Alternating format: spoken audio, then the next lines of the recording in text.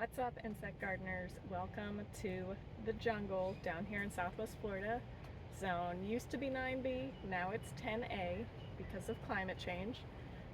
Today I want to talk about something that a lot of you need to know. Last weekend we were actually up north in Syracuse, New York area because we're thinking about moving the heck out of the Sunshine State to somewhere cold. I know, we're crazy, but eventually you get tired of the heat and too many people moving here and the noise and the crowds and driving 80 minutes to get to work. So we're thinking about moving. Not sure if we will yet, but we're thinking about it. And if anyone wants to buy our house, let us know.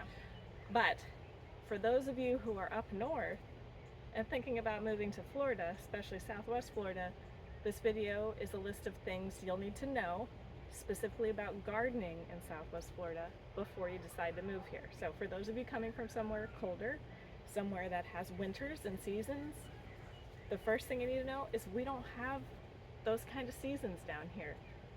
We do have some kind of seasons, but it's basically the wet season, summer, and the dry season. We used to have somewhat of a winter where it would get cooler. We would get into the 40s and 50s at night, sometimes into the 30s or even the 20s. We would get freezes.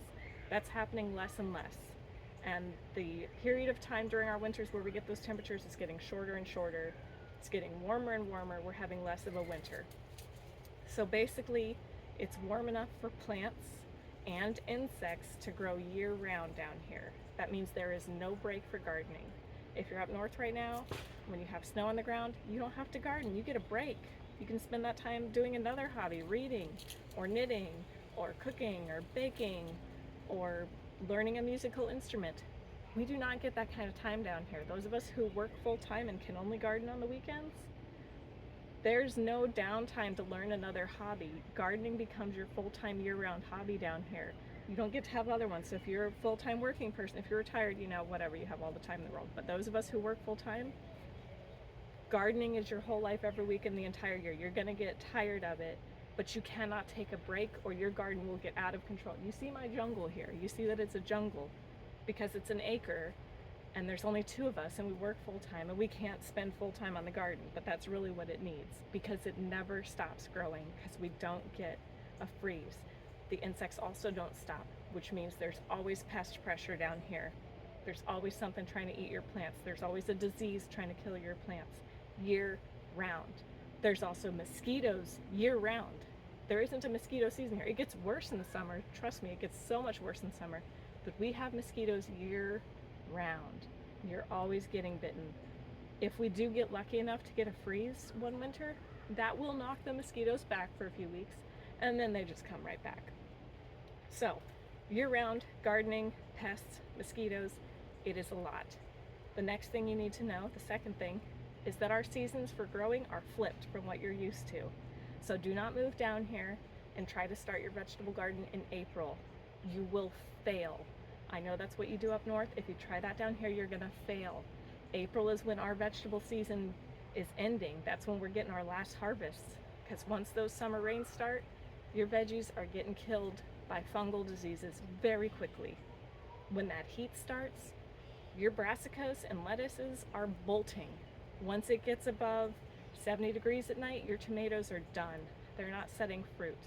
And right now, that's happening now. It's happening. We had a nice cool winter this year, actually, but it has ended very quickly. Our spring has sprung. It has started out of nowhere. It was 90 degrees today at our house. It is March 10th and it was 90 degrees. It was hot. It was not pleasant to garden in. It was not nice out today. It was hot, okay? And because it's been hot, our lettuces are bolting, which means they're going to seed, which means not edible anymore. Lettuce season done. Kale is doing okay, but it's probably going to be on its way out soon. But the other brassicas, your bok choys and your Chinese cabbage, they are bolting. They're going to seed, they're done. We're not going to be getting a harvest out of them again. Our tatsoi also bolting. So the season is short. It's the opposite. We start planting and planting our vegetable season in October.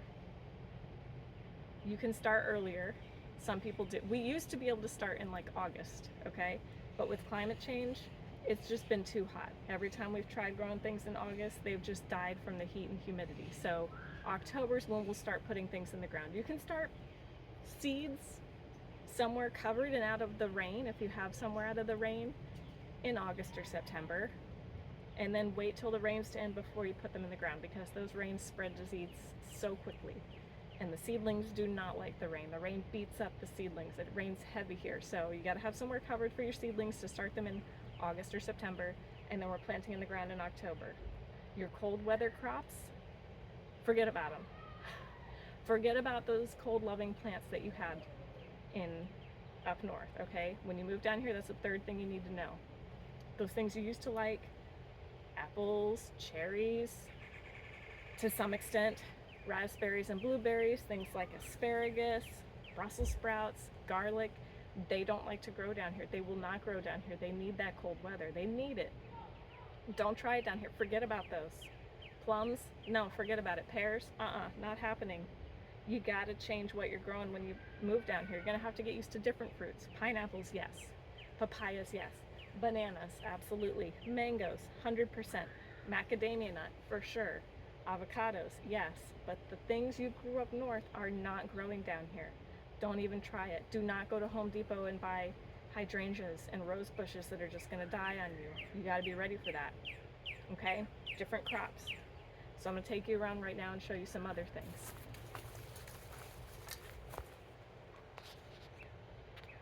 Here you can see, as I was talking about, some bolting brassicas.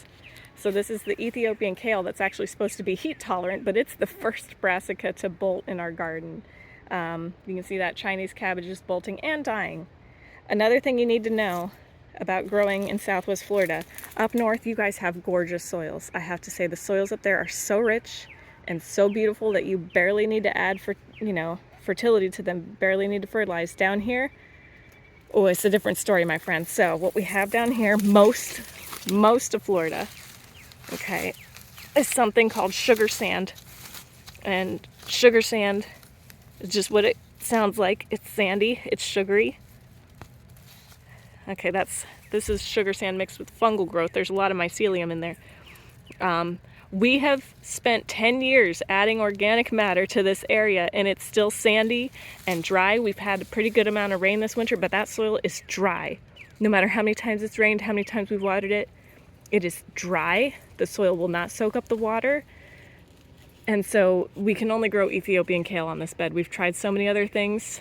Everything else is died. And you can see it's even too dry for this sad guy. Look at it. No matter how many times we water this bed, the soil is permanently hydrophobic because it's that sugar sand.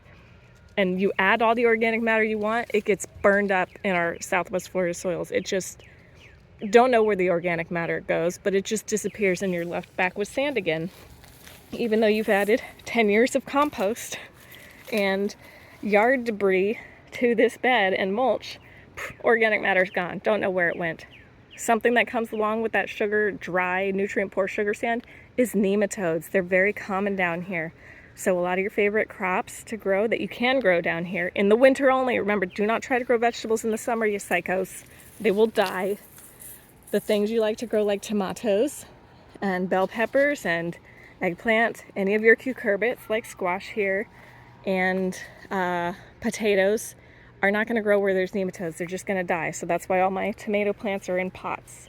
And still the nematodes eventually find their way into them. So you're really limited in what you can grow in the ground down here because of our dry, nutrient-poor, sandy soil that's full of nematodes. Some people get lucky. They get yards that don't have nematodes and they'll brag to me, I can grow tomatoes in the ground. I don't have nematodes in my yard. That's not part of a home inspection, so you're not going to know that when you buy your house down here. So there's a good chance you're going to end up with nematodes. Here's a bed here that does have a lot of organic matter in it. This has been nothing but compost. These are Everglades cherry tomatoes. They will put up with the nematodes. This is one variety you can grow in the ground. They're still going to be affected by the nematodes, but they're still also going to produce. You can see these things are huge. I just harvested about 4 cups of cherry tomatoes from this guy yesterday. And you can see, of course, brassicas do great here. There's some kale growing up there. Now you hear that sound? That's our air conditioner running. We're already having to turn on our air conditioner at the beginning of March, and that's not something we're happy about. We enjoyed the cooler weather this winter because we had the windows open all night, every night for like 2 months. It was beautiful, and now we're back to the AC. This is an avocado tree here that's blooming. So that's one of the fruit trees you can grow in Florida. Again, don't try apples or cherries or anything like that. We also do have some wild native blackberries growing here. And this is the first year, we've had these plants for over 7 years. It's the first year we're seeing fruit, and I think it's because we had a cooler, wetter winter. I think they like that cool and moist weather. But usually we don't get any blackberries. There's a papaya tree. You can grow papayas, that's one of the fruits. Pigeon peas you can grow. The usual sweet peas and snap peas that you're used to growing don't grow so well down here. They've failed on me every time. But kale, that's one thing you can grow. Herbs, you can do an herb bed. That's straw flower, pretty excited about that. Some calendula. So remember, our seasons are switched. Our stuff is on its way out now, especially over here, where I can show you. This is our lettuce plants bolting, and that just happened last week. They just all of a sudden bolted. They're putting on flowers, they're going to seed. We're not going to be able to harvest from these anymore. We're done, and it's only the beginning of March. Lettuce season was very short this year down here. So for leafy greens, you're looking at kale. We've still got a few tatsoi plants here hanging on for leafy greens, but pretty much things are bolting. This was some variety of broccoli or something. It bolted last week. All this bolting happened while we were in Syracuse. So we were in nice cold weather and it was hot down here. So those are the main things to know before you move to Southwest Florida, that gardening is going to be very different down here, and you want to consider that before you move. It's going to be hard. It's going to get harder as the climate warms even more. You're going to have to grow things in pots. You're going to have to do the opposite, and you will never get a break from gardening. Never.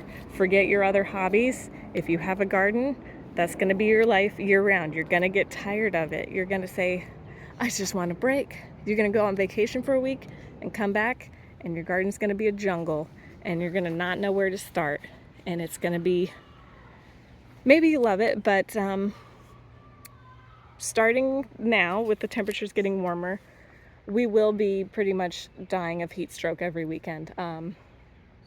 In the summer, you have to do extra yard work because things are growing so fast.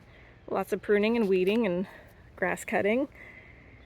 And the thing about it is, it's so hot and so humid that even 2 hours in the yard with plenty of water breaks, you're still going to end up with heat exhaustion. We do every weekend in the summer when we're in the garden. We pretty much get some form of heat exhaustion and have to spend the rest of the day lying on the couch drinking Gatorade.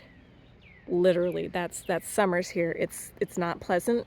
I'm not gonna lie to you guys, it's hard. And if you get a hurricane, this will all be flattened. All this beautiful growth, these bananas, these chaya bushes, those bananas, they're gonna be flattened if we get a hurricane this summer.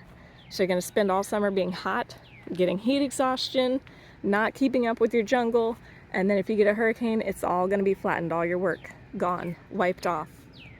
And you're gonna be starting over from zero again. So that's the other thing to keep in mind before you move down here. So I know you're all maybe tired of cold and snow and cloudy skies, but before you move down here, those are things to consider. Do you really hate the cold cloudiness that much? Do you enjoy the break and having time to knit and read a book and try another hobby? Just think about that. Also, it's sunny here. I know that seems great year-round. It's great for solar. Love it for solar. But I had skin cancer at the age of 30, okay? You have to hide from the sun. That's why you see me always in long sleeves and a wide-brimmed hat and sunglasses, and I've always got sunscreen SPF 50 on. So consider that also before you move down here. Skin cancer is very real. It's very easy to get it. I'm probably one of the youngest people to ever have skin cancer because I've spent my whole life in Florida having outdoor jobs when I was younger. So remember, different seasons, hot, gardening never ends. The soil is incredibly difficult to grow in. Climate change is going to make things hotter and harder to work with, and hurricanes will flatten your garden and all your work will have to start over again. So keep those things in mind before you sell your house because you're tired of the cold, and decide if maybe there's another option for you other than moving down here. Okay, thank you guys for watching and listening and thinking and considering your other options. Happy gardening!